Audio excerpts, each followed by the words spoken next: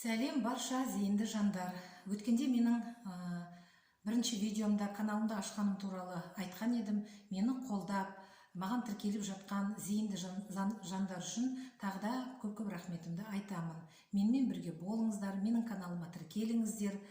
Мен сіздерге неше түрлі жақсы психологияға қатысты, жан әлеміне қатысты сабақтарды бере аламын деп уәде етемін. Айтпақшы, мен осы жерде ауырып жанына шипа таба алмай жүрген жандар үшін мынандай бір түсінік бергім келеді. Ол үшін сіздер неге осы ауырған адамдарды үнемі УЗИға түстеп айтады? Босанған әйел болса да, ауырған адам болса да УЗИға түстеп жатады. Осы УЗИ дегеніміз не? УЗИдің қандай құдіреті бар? Сіздер қалай ойлайсыздар? Сол жөнінде маған өздеріңіздің комментарийлеріңізді қалдырыңыздар. Бұйырса мен келесі видеода неге адамды УЗИға түсіреді, ол УЗИдің қандай пайдасы бар, ол бізден нені анықтап береді деген тақырыпта сіздерге өзімнің видеомды түсіретін боламын. Сол жөнінде азғандай комментарийлеріңізді қалдырып кетіңіздер. Енді жалпы өткенде бірінші видеода айттым, адамның барлық мәселесі адамның ойына байланысты. Адам өзінің өмірін өзінің ойы арқылы қалыптастырады. Мен сол ойға Садгурудың «Внутренняя инженерия» деген кітабын оқығаннан кейін барып түсіндім. Яғни внутренняя инженерия деген не? Внутри деп отқанымыз ішкі, яғни сыртқы әлем деген болады, ішкі әлем деген болады. Біздерде қазір көбі адамның тығырыққа тіреліп жүрген себебі біздер көбіне сыртқы әлеммен боламыз да, өзіміздің ішкі әлемімізді ұмытып кеткенбіз. Ал мәселенің барлығы да, түйіннің барлығы да сол ішкі әлемнің ішінде. Біздің басымыздағы өтіп жатқан бүткіл жағдайдың сұрағына жауап біздің ішкі әлемімізде.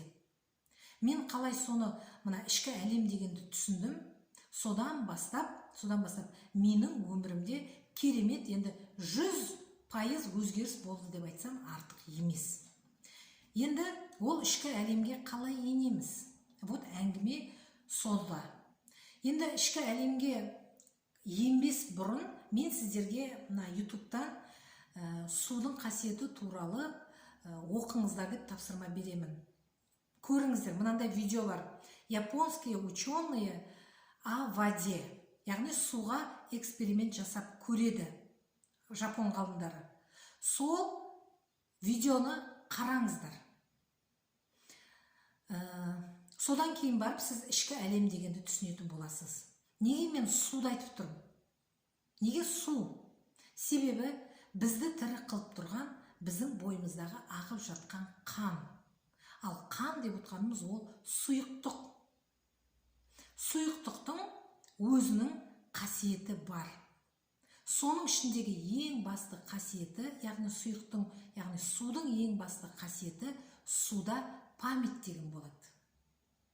Память. Яғни қазақ айтады ғой, маңдайыңа жазылған, тағдырыңа жазылған дейді, жазылады.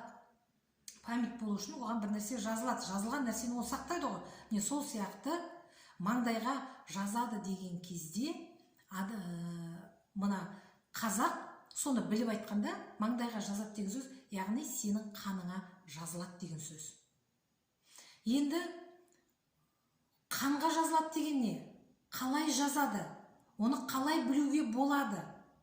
Оны білу үшін біздерге биополе деген ұғымды білу керек.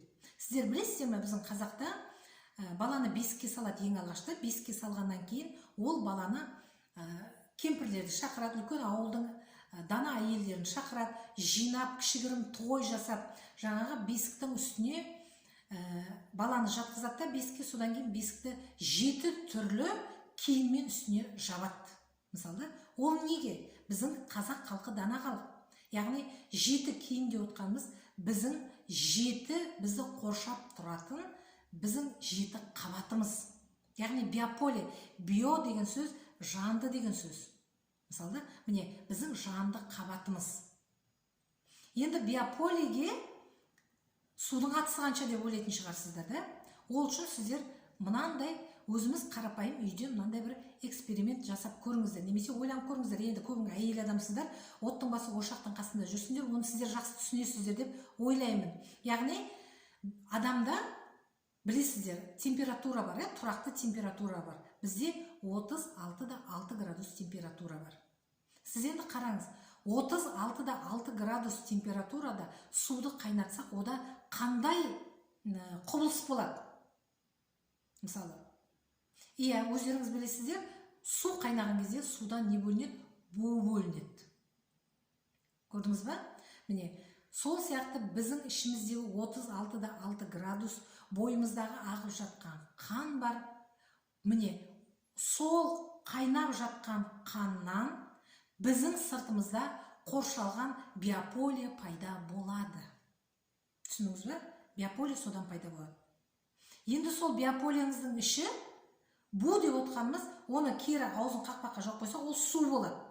Демек біздің биополеміз тұрған су. Көрдіңіз ба? Енді сіз не айтып атсыз, не қойып атсыз, не көріп жатсыз, соның барлығы да сіздің биополеңіздің ішінде жазылып жатыр деген сөз. Көрдіңіз ба? Биополеңіздің ішіндегі жазылған нәрсе міндетті түрде сіздің өміріңізде сіздің алдыңыздан шығатын болады. Яғни биополедегі процестер сіздің тағдырыңызды қалыптастырады. Әңгіме осы жерде. Соны көп адам қазір түсінбейді. Баратта дәрігерге барып емделе береді. Бірақ қазіргі медицинадан ем таба алмай жүрген адамдардың басты кемшілігі осы. Олар биополе деген ұғымды білмейді, түсінбейді. Оны даже қазір кезде врачтар да білмейді. Менің сабағыма бірнеше врачтар қатысты. Сол кезде врачтардың өздері айтқан биополе деп біз айтқанмен, ол биополенің біз қалай пайда болатынын білмейді екенбіз деп. Көрдіңіз ба? Ол биополені сіздің ішіңіздегі қанның ағысы жасайды екен. Көрдіңіз ба? Міне, сондықтан да дәрігерге барып қаралмастан бұрын сіз өзіңіздің бірінші биополеңізді реттеп алыңыз. Неге қазіргі кезде энерготерапевт дегендер шығып жатыр да? Соның барлығы да адамдарға бірінші биополесін реттеп алсын, содан кейін барып, бұл жерге уже сіз биополеңізді реттейсіз бе, сізге даже дәрігердің де қажеті болмай қалады. Сөздің шыны керек. Міне, сондықтан да қыздар, ең бірінші осы биополе деген ұғымды дұрыстап түсініп алыңыздар.